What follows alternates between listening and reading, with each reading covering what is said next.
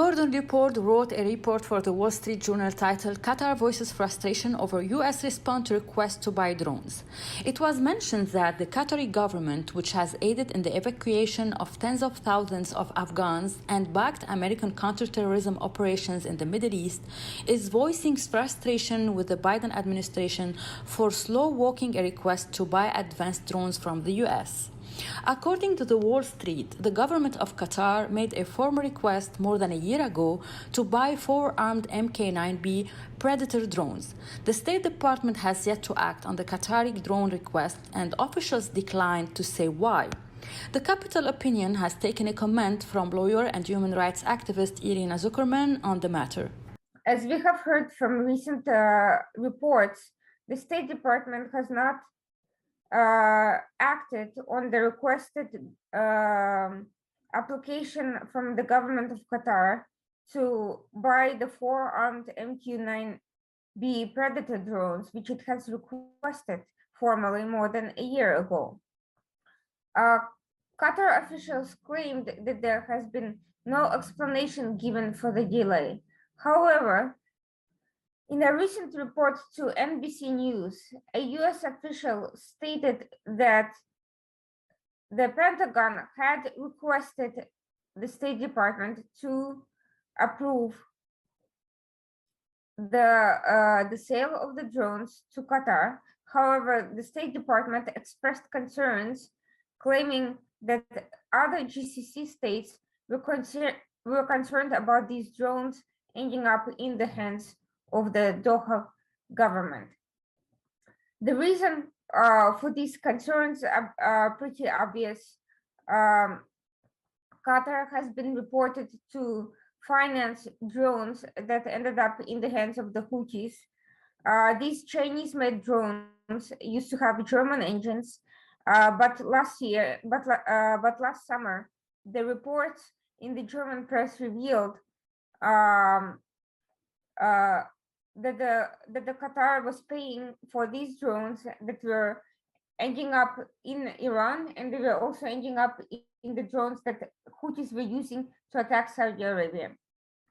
Following that, Germany ceased the sale of these drones and increased its oversight. And of course, since then, there has been growing concerns about Qatar's role in fighting Houthi attacks on Saudi Arabia as well as on other targets in the region. So if GCC states are concerned about security repercussions, this is due to this particular reason. Now, State Department did not formally acknowledge that. They did not state that that is their reason or it's the only reason, but that is at least one of the reasons as stated in that recent report to the NBC News. Qatar also seeks to buy American F-35 fighters in a separate request. Qatari officials said they would use the U.S. supply drones to conduct surveillance on vast natural gas facilities to prevent terrorist activity and in other areas to keep an eye on threats posed by terrorists in the region. Doha also is hosting Soccer's World Cup next year. The question raised here, will the F-35 request receive a positive response? The second issue that is raising the concern of the Qatari officials is the fact that Qatar is seeking to buy the US-made F-35 stealth fighters. This is highly unlikely to happen for a whole host of reasons. One of the reasons is the F-35 program is a joint program that includes a number of countries, including Israel. Up until recently, Turkey was actually part of the program, but was rejected from it after buying the Russian S-400 defense missile system. The US is unlikely to sell or to ask Qatar to participate in this highly sophisticated program out of security concerns among other participants in the program, possibly even Israel as well. It's understandable that Qatar is seeking the prestige of having the F-35 fighters, especially after another GCC state, UAE, has made a similar application. But the UAE's interest in F-35 was contingent on a whole host of factors, including the fact that it's also a close partner to Israel now on defense issues and is part of the Abraham Accords agreement that normalized the relations. Qatar and Israel have not normalized relations, and in fact, many of the Israeli officials expressed concerns about Qatar's security role in the region. For that reason, its purchase of these weapons and the participation in that program is concerning to them. Further concerning is Qatar's defense relationship with Iran, uh, which may also raise questions with the U.S. government for the over the sale. The State Department has approved similar requests from other allies, including the United Arab Emirates. That has added to frustration on the part of the Qataris, what confirms the complex of a small state like Qatar from the Gulf states, which are far ahead in development, economy, and climate change policies. The frustration from our perspective is that there is no clear indication as to why there is a delay on our foreign military sales request, said a Qatari government official. According to the Wall Street Journal, the issue is expected to be near the top of Qatari Emir Sheikh Tamim bin Hamad Al Thani's agenda during his visit to the White House scheduled for next month.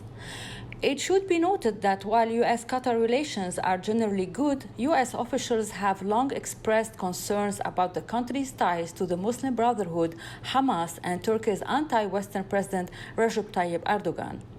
It's understandable that for the Emir Tamim Thani, the issue of the sale of these weapons is going to be the top of his agenda, and that he is going to be visiting the White House, and this is going to be one of his top priorities next month.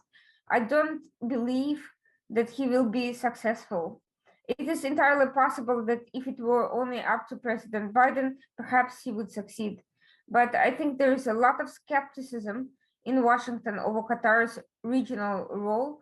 There is an attempt to balance Qatar's perceived usefulness as an ally and a host of the US base with its highly problematic relationships with various militia groups, terrorist organizations, as well as with Iran. Even as the US is pushing for the Iran deal, it is not necessarily on board with other countries having close defense relations with Iran that could potentially endanger the US base in Qatar, and the sale of sophisticated weapons that could potentially be made use of by Iranians or by other problematic actors in the region is concerning, and Qatar so far has not given any explanation of how they're going to prevent these weapons from being misused by anybody, including its own agenda. In the past, Washington has accused Qatar of having lax policies to combat the financing of terrorist groups, and the outgoing Israeli President Reuven Rivlin provided Washington with intelligence information regarding the recent funding provided by Qatar to the Iranian Revolutionary Guard. And the Times of Israel reported that the U.S. State Department has opened an investigation into a report of the Israeli government accusing the Qatari regime of financing the Revolutionary Guards. We are investigating the Israeli allegations, a State Department spokesperson told the Washington Examiner earlier this month. There was an official meeting between the President of Israel and the Biden administration in which the President of Israel shared information demonstrating Qatar's funding of the Iranian Revolutionary Guards, which is designated as a terrorist organization by the United States. The Justice Department has since opened an official investigation into this matter, raising security concerns over further cooperation between the US and Qatar on a host of security and defense issues.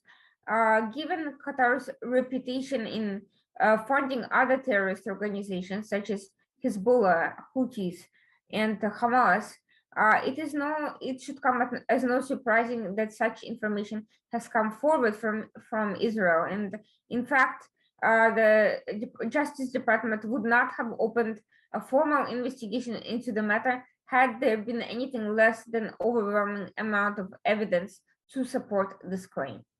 In the end, doubts remains with the American administration about the Qatari regime, which faces accusation of financing a wide range of countries and terrorist movements, including Hezbollah in Lebanon and ISIS, despite the attempts of the Qatari regime to prove its quest to support international stability and security by providing a helping hand to the United States in Afghanistan. Hey, Maria Malouf here. Please click to like and subscribe to Maria Malouf TV YouTube page and catch our hottest interviews and most compelling analysis. You will not get it anywhere else.